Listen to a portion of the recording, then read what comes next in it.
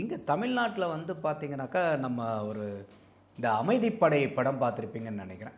சத்யராஜ் வந்து குளத்துலேருந்து ஏறும்போது வந்து பார்த்தீங்கன்னா தகராறு வரும். நாங்கள் இத்தனை வருஷமாக அண்ணன் கூட இருக்கிறோம், எங்களுடைய உரிமை எப்படா விட்டு கொடுக்க முடியுங்கிற அளவுக்கு.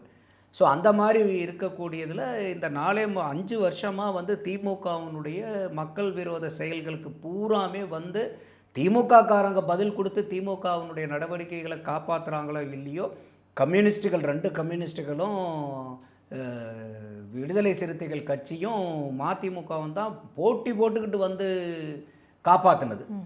அந்த மாதிரி இருக்கும்போது இன்றைக்கி நீங்கள் சொன்ன மாதிரி தேமுதிக 2021 வெறும் 2 லட்சம் வாக்கு.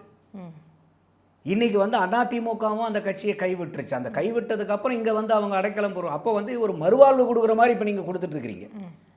மறுவாழ்வு கொடுங்க, தப்பு இல்லை. ஏன்னா உங்களுக்கு வந்து இங்கே பெரிய பிரச்சனை மறுவாழ்வு கொடுக்குறாங்க. அதுதான் எம்பி சீட்டை கொடுத்து இப்போ அதிமுகவும் கொடுத்துச்சு, அவங்களும் கொடுக்காம இல்லை. அவங்களுக்கு என்னென்னா 2024 கூட்டணி வர்றதுக்கு யாரும் இல்லை.